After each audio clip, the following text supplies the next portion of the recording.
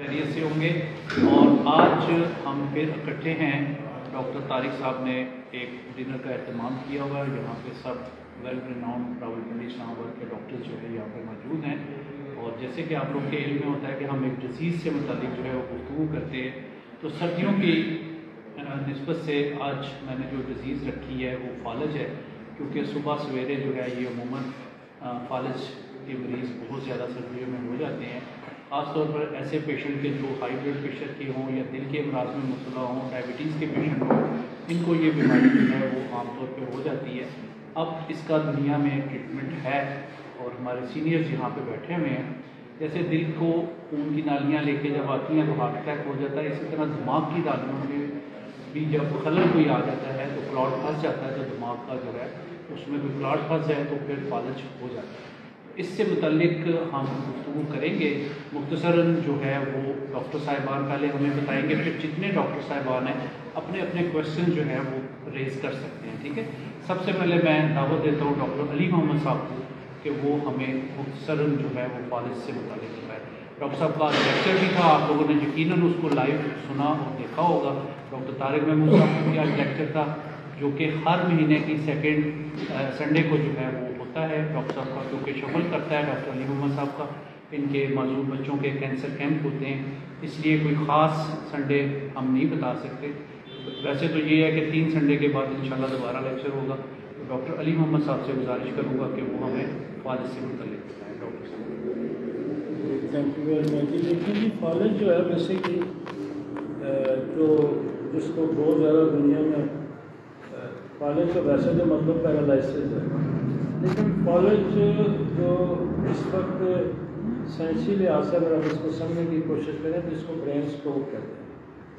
Stroke وہ چیز ہوتی ہے کہ جب برین کے کسی حصے میں کسی نہ کسی وجہ سے اس حصے کی بلڈ کی سپلائی رک جائے تو وہ اسٹروک کہتے ہیں. عموماً جو برین کے اندر سپلائی رکتی ہے اس کی 2 بڑی وجہ ہوتی ہیں. ایک برین کے اندر بلیڈنگ ہو جانا، ہیمریج ہو جانا، اور دوسرا برین کے اندر کلاٹ ہو جانا. تو جب کلاٹ ہو جاتا ہے تو آگے جو ہے بلڈ کی سپلائی بند ہو جاتی ہے، اور جو بند ہو جاتی ہے تو اس کو انفارکٹ بھی کہتے ہیں. اس علاقے کا انفارکٹ ہو جاتا ہے اور پھر وہاں پہ جو زندگی کے آثار ہیں، سیل کی ڈیتھ ہونا شروع ہو جاتی ہے. اور سیل کی ڈیتھ ہونے کی وجہ سے جو برین کا حصہ جس ایریے کو وہ سپلائی بند ہوئی جہاں انفارکٹ ہوا، اس حصے سے جو چیزیں اسٹیمولیٹ ہو رہی ہیں، جو برین وہاں سے کنٹرول کر رہا ہے، چاہے وہ سننا ہے، چاہے وہ چلنا ہے، چاہے وہ بولنا ہے، چاہے آنکھ کا ہو یا کان کا ہو، کسی چیز پہ تو بھی افیکٹ آ سکتا ہے. وہ فالج جو ہے پارشلی بھی ہو سکتا ہے اور پوری باڈی کا بھی ہو سکتا ہے. تو لہٰذا پہلے تو اس کو سمجھنا بڑا ضروری ہے. اور اس کو آسان الفاظ میں اور بھی میں بتا دوں کہ کسی بھی جسم کے آرگن میں جب کسی سپلائی کا بند ہو جانا، رک جانا، چاہے وہ کلاٹ ہو، تھرومبوسس ہو، وہ ہیمریج ہو، تو پھر بہت سی ایریے کی نروس کام کرنا چھوڑ دیتی ہے. لیکن جس کو فالج کہتے ہیں، اسٹروک کہتے ہیں، موسٹلی کامنلی اس کی بڑی جگہ جو ہے وہ برین ہے. وہ برین سے سارے نروس سسٹم جنریٹ ہوتا ہے، برین سے سارا آپ کی جو سینسری نروز ہیں ساری وہاں سے اسٹیمولیٹ ہوتی ہیں، ورک کرتی ہیں. تو مجھے جو فالج میں سب سے زیادہ جو اکیوٹ فالج میں مجھے کامیابی ہوتی ہے اس کو ہم جرثیمنگ کہتے ہیں. جرثیمنگ میں حالانکہ کہیں ہیمریج کا یا کلاٹ کا ذکر نہیں ہے، لیکن جرثیم ایسی دوائی ہے کہ جہاں کہیں باڈی کے جتنے بھی فنکشن، مثلا کلاٹ کرنے والا فنکشن، ہیمریج کر روکنے والا فنکشن، یہ جب پیرالائز ہو جائیں گے تو کلاٹ ہو جائے گا اور ہیمریج ہو جائے گا. تو ہم نے جرثیم کو اس بیس پہ پیرالائسس کی جو کہ بڑی دوائی ہے، تو اس کا جو میکانزم ہم نے یہ دیکھا ہے کہ وہ کلاٹ کو بھی ریزالو کر دیتی ہے اور ہیمریج کو بھی ٹھیک کر دیتی ہے. ہمارے پاس موسٹ کامنلی ہم ڈیکسٹرومیکا دے کے جرثیم دیتے ہیں. تو ایکیوٹ فالج جو ہوا ہوتا ہے، اسٹروک ہوا ہوتا ہے، وہ 1 گھنٹے میں، 1 دن میں یا 2 دن میں وہ سیٹل ہوتا ہے. اس کے علاوہ فالج کی اس وجہ سے بھی ہو سکتا ہے کہ برین کے اندر کوئی ٹیومر ہو، اور اس میں اس حصے کی جو سپلائی بند کر دیتی ہے. بعض دفعہ یہ ہوتا ہے کہ برین کے اندر ہائیڈروسٹیلس ہو جاتا ہے, پانی جمع ہو جاتا ہے, تو اس کی وجہ سے بھی جو ہے نا کسی ایریا کی جو پریشر آ کے تو کوئی بھی وہاں پیرالائسس ہو جاتا ہے. اب اور جو بڑی دوائیاں ہماری جو نرو کانٹیکشن ہے, جیسے پوٹاشیم ہے, کاسٹیکم بیسکلی پوٹاشیم ہے, اور کاسٹیکم بھی فالج میں بڑا اہم رول کرتا ہے کیونکہ پوٹاشیم نرو کنڈکٹر ہے. ایک نرو سے دوسری نرو میں جو میسج آتا ہے وہ بھی پوٹاشیم جاتا ہے. تو کاسٹیکم بڑی اچھی دوائی ہے, اور عموماً ہم ایکیوٹ میں اسی طرح کرتے ہیں کہ اگر اس سے کام کرے گی نہیں کرے گی تو کاسٹیکم پہ چلے جاتا ہے. کالی فاس بھی پیرالائسس کی بڑی دوائی ہے, تو کالی فاس بھی بہت اچھا سپورٹ کرتی ہے. اور دوسرا یہ ہے کہ ہمارے پاس ایک اور بڑی دوائی کالج میں استعمال ہوتی ہے, جو میں بہت زیادہ پرانے کالجز کے کیسز میں استعمال کرتے ہیں, وہ ہے اوپیم. تو اوپیم بھی فوراً وہاں سے جو انفاکٹ ایریا اس میں زندگی لے آتی ہے اور جو اس کے اندر رکاوٹیں اس کو دور کر دیتی ہے. تو یہ تو فالج کی.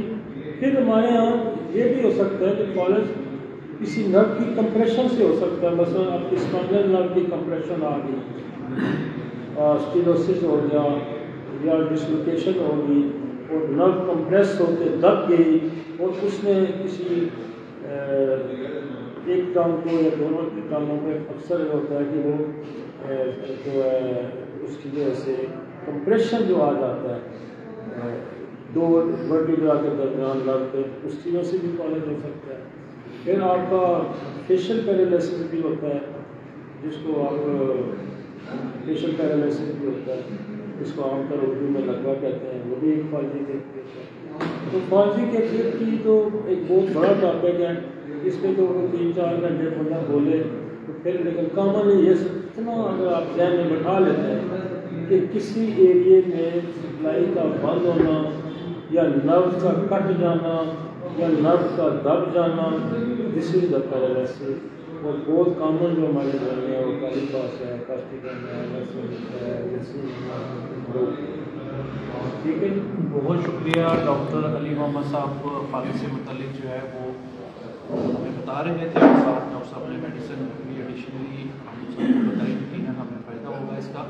اب میں گزارش کروں گا ڈاکٹر طارق محمود صاحب سے کہ وہ مختصراً فالج سے متعلق جو ہے وہ ہمیں کنوے کرے. ڈاکٹر طارق صاحب. جی, بسم اللہ الرحمن الرحیم. السلام علیکم.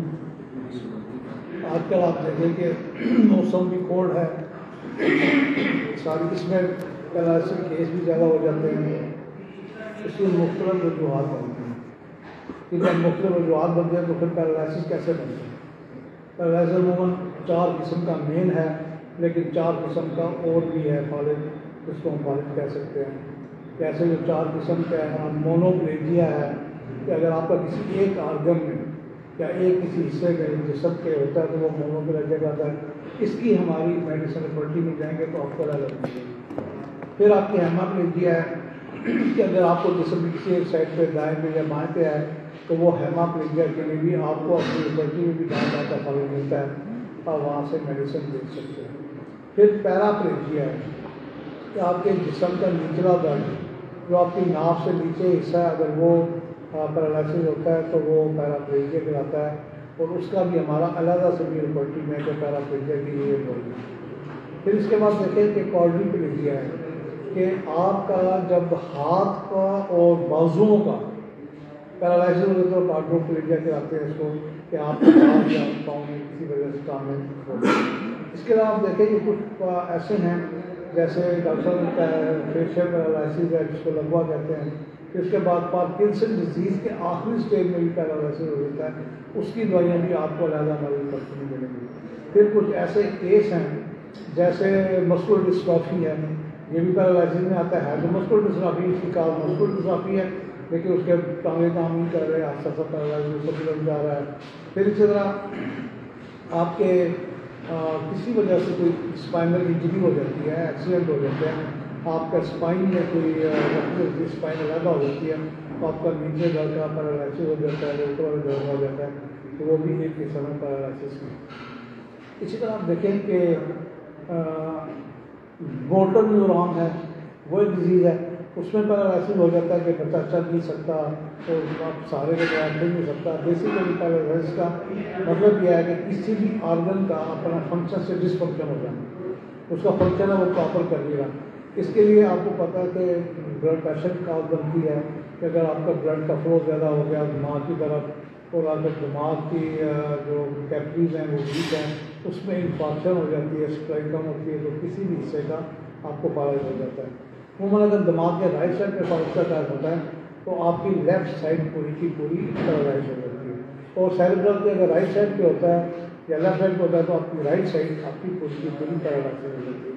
اب دیکھیے ایک چند ایک پیرالائسس اس میں ہماری علیحدہ علیحدہ سے دوائی بھی ہیں، اور آپ لیبورٹری پہ دیکھیں گے علیحدہ روبرک بھی ملے گی، لیکن سب سے بہتر یہ ہوگا کہ جب آپ کو سمپٹم میں دیں گے تو اچھا کام کرتی ہے۔ لیکن ابھی رننگ میڈیسن میں آپ کو بتا دیتا ہوں کہ آج کل جو موسم ہے، اگر آج کل کے موسم میں آپ کے پاس پیرالائسس کا کیس آتا ہے، چاہے وہ آپ کو لیفٹ سائڈ کا ہے، رائٹ سائڈ کا ہے، آپ کو زبان کا فالج ہو گیا ہے، آپ کو چہرے کا ہو گیا ہے، تو سب سے بہتر جو دوائیاں ہیں ایکونائٹ کام کرے گی۔ ایکونائٹ کے بعد رسٹاس کام کرے گی، رسٹا کے بعد کاسٹیکم کام کرے گی، کاسٹیکم کے بعد ڈلکا مارا کام کرے گی، اور یہ آج کل کے موسم میں بہترین کام کرے گی۔ اور اگر آپ کا ہماری زبان کا ہو جاتا ہے جرسیمیم بہت اچھا کام کرتی ہے، جنرل پیرالائسس میں جرسیمیم بہت اچھا کام کرتی ہے، اور اگر آپ کا توسس ہے، آنکھوں کا پیرالائسس ہو جاتا ہے تو ایکونائٹ، جرسیمیم، نیکسوامیکا، اس میں میری ازمودہ بھی جائیں گے کام بھی کرتی ہیں۔ تو جیسے جیسے سمپٹم بدلیں گی آپ کی پیرالائسس تو وہی ہوگا، شکار وہی ہوگی، لیکن سمپٹم جب تیز ہوتے ہیں تو ہم جب میڈیسن دیں گے تو ہمارے پاس پیرالائسس کی اچھی میڈیسن موجود ہیں، ضرورت سے سمجھ کیا ہے اس کو اسٹڈی کیا جائے، رپورٹی کھولی جائے، میتھمیٹیکل کھولی جائے۔ لیکن رننگ کنڈیشن میں نے آپ کو بتایا ایکونائٹ، رسٹا، ڈلکا مارا، اوپیم اور نیکسوامیکا، جرسیمیم، آرلیکا، اپلمبم میٹ، یہ نیکسوامیکا، سپریم پاس، یہ رننگ میڈیسن ہے، اور یہ ہر دوائی کے ساتھ اگر آپ کالی فاسٹ لائیں گے تو آپ کو زیادہ بہتر رزلٹ ملے گا۔ اور آج کا اتنا ہی، اگر کچھ سوال ہو بہت سوال۔ جی شکریہ ڈاکٹر طارق محمود صاحب۔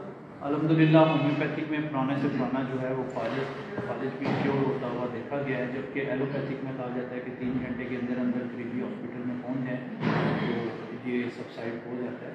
تو کوشش کریں کہ اپنے قریبی ہومیوپیتھک ڈاکٹر سے رائے لیں، جو آپ کے ریناؤنڈ ہومیوپیتھک ڈاکٹرز ہوں آپ کے علاقے میں، کوشش کریں کہ ان سے اپنے پیشنٹ کا ٹریٹمنٹ جو کرائیں۔ فیشیل پیرالائسس یہ بھی آج کل سردی کے موسم میں بہت زیادہ ہو جاتا ہے، کیونکہ ٹھنڈا گرم ہو جاتا ہے انسان، تو اس لیے آپ لوگ کوشش کریں کہ بساٹ نہیں ہونا۔ اللہ تعالیٰ آپ کو سے محفوظ رکھے۔ اب میرے دوست ہیں ڈاکٹر غلام مرتضیٰ صاحب، کوئی سوال پوچھنا چاہتے ہیں؟ جی ڈاکٹر جی السلام علیکم۔ اساتذہ کرام سے سوال یہ ہے کہ میں نے دیکھا ہے پچھلے 20 سالہ کیمپس، اپنے فری میڈیکل کیمپس میں، کہ جب اچانک کسی کو پیرالائسس کا اٹیک ہو، وہ کہیں کا بھی ہو، اور اگر وہ گھنٹہ 2 گھنٹے کے اندر اگر پہنچ جائے تو ہم وہاں پر ایکونائٹ 10 ml اور 5 منٹ بعد آرنیکا 10 ml دیتے ہیں، اور اس کا ہم نے ہر بار بہت اچھا رزلٹ دیکھا ہے، وہ بندے ٹھیک ہوئے ہیں۔ سوال ہمارے ڈاکٹرز کے لیے بھی اور عوام الناس کے لیے بھی یہ ہے کہ کیا یہ ٹھیک ہے تو لاجک کیا ہے اس کی؟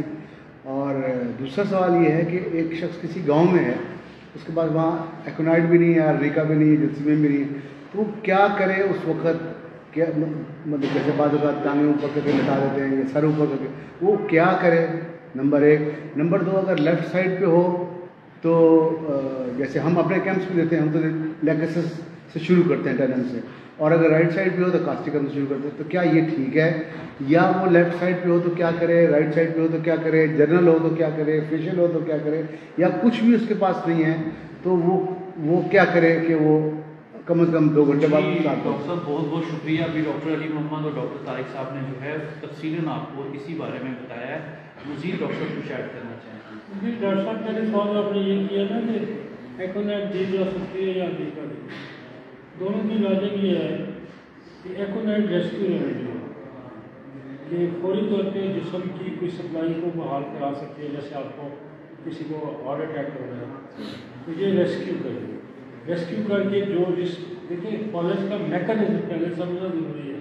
میکانزم یہی ہے کہ یا کلوٹ ہوگا یا ہیمریج ہوگا یا پھر میلیگنسی ہوگی, کوئی ٹیومر ہوگا.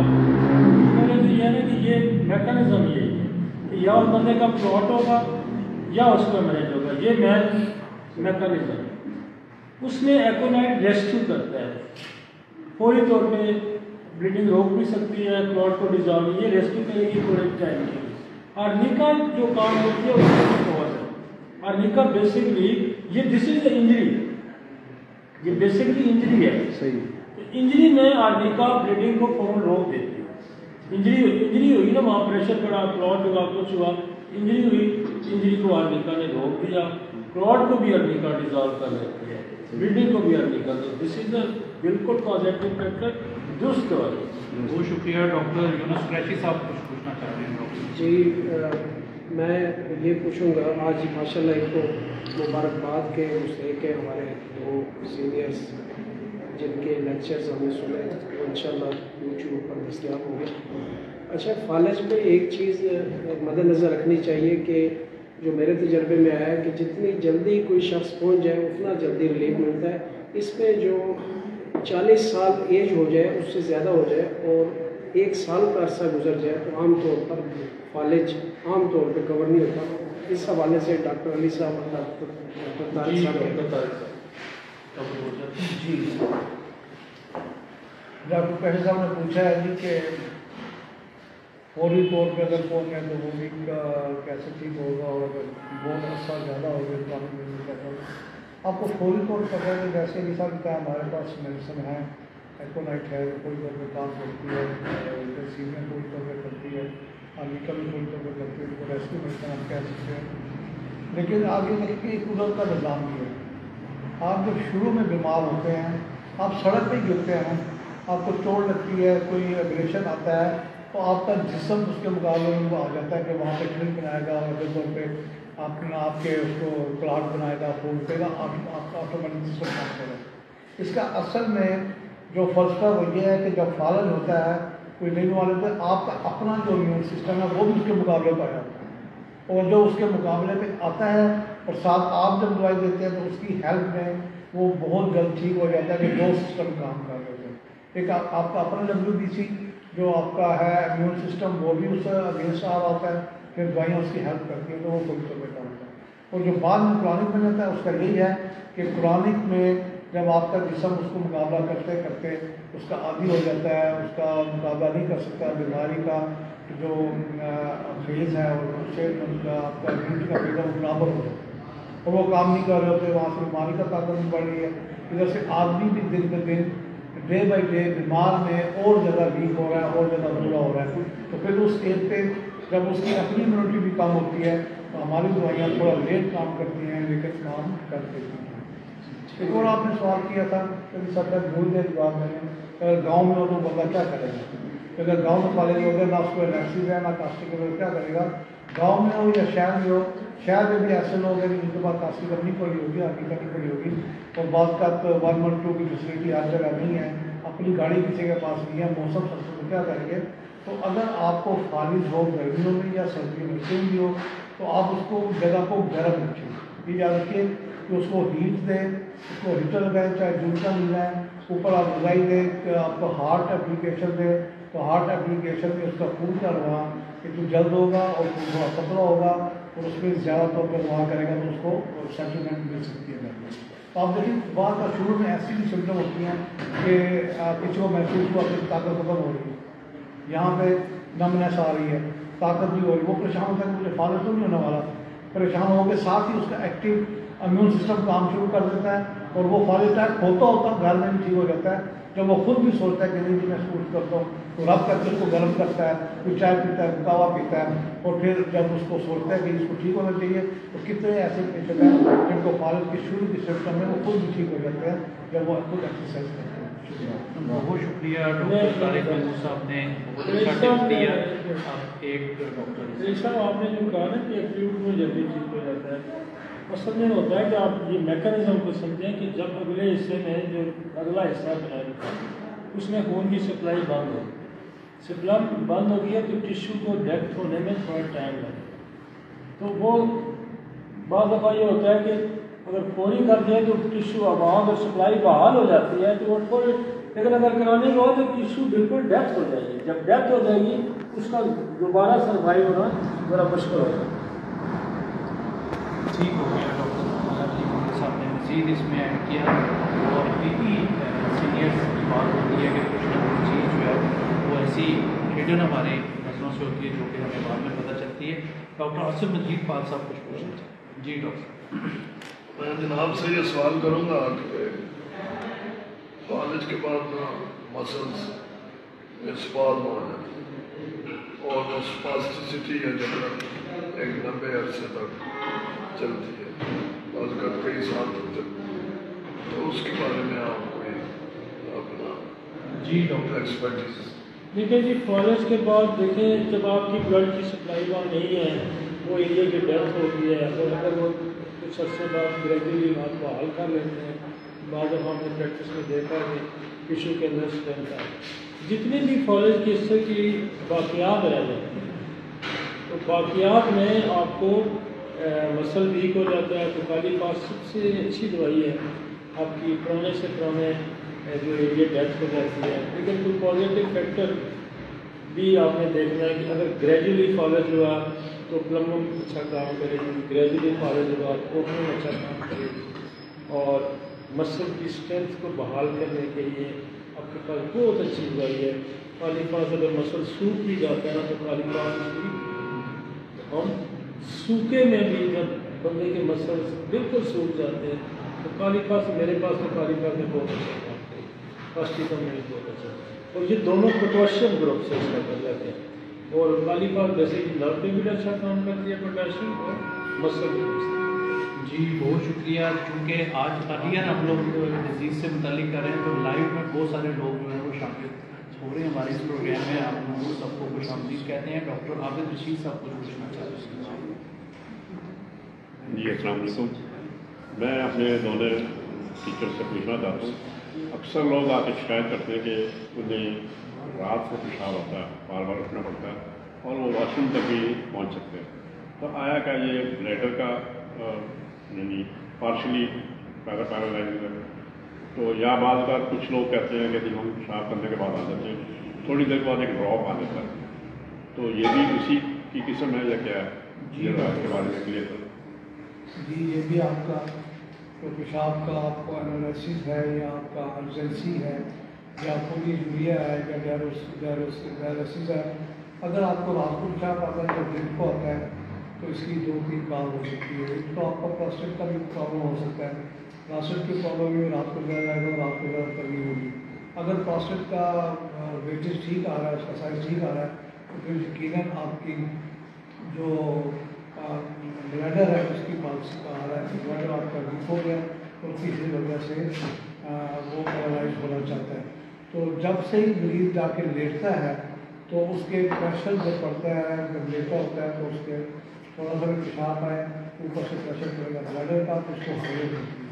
और जब आगे जाके स्फिंक्टर भी पैरालाइज करेगा आप साजिश को रोक नहीं सकेंगे और आसन लेने में पेशाब नहीं करेगा। अगर स्फिंक्टर भी कमज़ोर हो गया, कि स्फिंक्टर उन लोगों का कमज़ोर होता है जो कि बिल्कुल दूसरा के पीछे ब्लैडर के मुँह पे है, कि वो लोग पेशाब रोकने के काम करते हैं। तो ऐसा काम कर रहे हैं क्योंकि डॉक्टर है, कोई ऐसा मैकेनिक है, काम खोला हुआ है लेकिन पेशाब आया, पेशाब रोक रहे हैं तो 4-5 साल के बाद उनको जब स्ट्रेस पड़ता है उसमें स्फिंक्टर पे या ब्लैडर पे तो ब्लैडर का पैरालाइसिस या डिस्ट्रेस शुरू हो जाती है। इसकी वजह से दिन को भी पेशाब जाता है, रात को उनको इससे भी ज़्यादा महसूस होता है कि रात को ऊपर नींद से उठना पड़ता है और बार बार जाना पड़ता है और उनका जहन भी इसी तरह रहता है कि मुझे पेशाब ना आए। और सारा जब लेटते हैं उनका प्रेशर, और जो मोटे आदमी होते हैं तो ज़्यादा होता है, उनका पेट का प्रेशर, उनका निचले पेट का प्रेशर जब ब्लैडर पर पड़ता है, आगे स्फिंक्टर उनका वीक होता है, उसकी वजह से प्रेशर बढ़ता है और वो चलता है। इसकी सबसे बेहतर एक तो मुझे ऐसी मिसाल है कि अगर आपका सोचती है मुझे रात को पेशाब ज़्यादा आएगा तो ज़्यादा हो जाता है, वैसे औरतों में अगर ज़्यादा है तो बच्चा चल रहा है, सीपी है, क्योंकि उनका भी प्रेशर बढ़ता है मिसालने में। तो अगर मर्दों को, बूढ़े मर्दों को है तो एम्ब्रायोलॉजी है पैसेकास्टिक का इसकी दवाई है, पेलेट्रम इसकी दवाई है, अर्जेंटोमैटिक इसकी दवाई है, ये काम दवाई करती है। फिर अगर ज़्यादा आ रहा है तो इसकी दवाई होती है, पेट्रोसीरम बड़ी दवाई है। और जिनकी यूरिथ्रा में लगता है कि एक आध पेशाब का कतरा चल रहा है, कीड़ी कॉलर और स्टाबिलिटी स्पेशली उस पर इंजीनिया, ये बड़ी अच्छी दवाइयाँ हैं जो उस वक्त काम करती है। और जब बंदा पेशाब करके आता है और कुर्सी में जब बेड पर बैठता है, नीचे से जब प्रेशर पड़ता है आपके पेरिनियम में, तो फिर उसकी वजह से प्रेशर पड़ता है आपके प्लास्टर पे, फिर प्रेशर पड़ता है आपके मिसाने पे।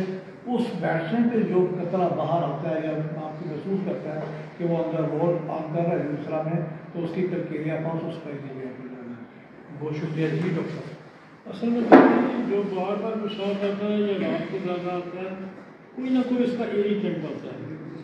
अमूमन जो इन्फेक्शन डिजीज़ होती हैं, वायरल जो बैक्टीरिया खासकर इकोलाई आ गया, क्लेमेडिया आ गया, गोनोरिया हो गया, इसमें ब्लैडर को इरिटेट कोई चीज़ करेगी, तो जब इरिटेट करेगी, इरिटेटेड एजेंट कौन सा है, कोई बैक्टीरिया है, तो एक तो वो उसकी वजह से यूरिनेशन जो है ना, वो ब्लैडर अपने आप को डिफेंस करने में अपने आप पे जोर लगाता है कि इसको मैं किसी तरीके से बाहर करूँ।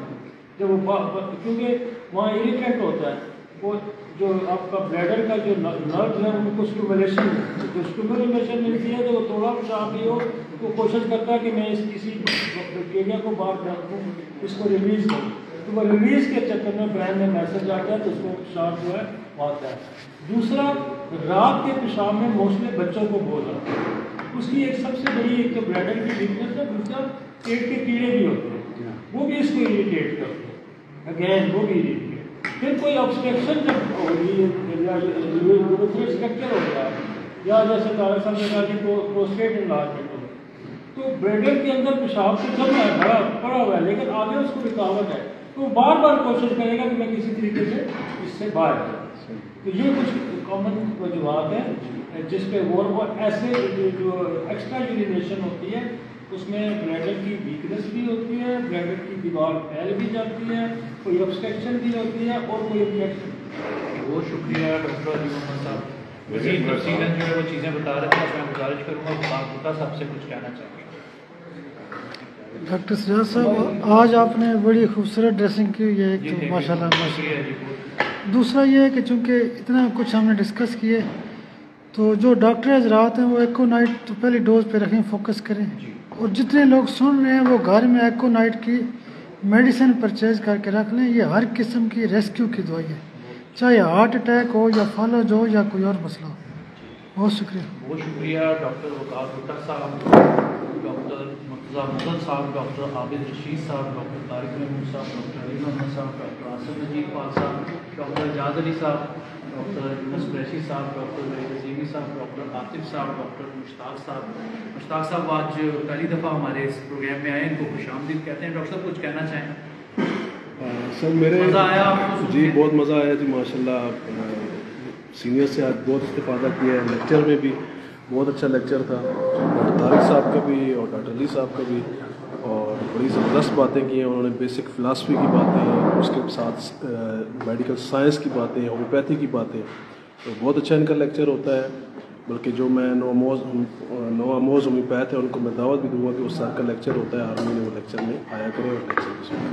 Thank you.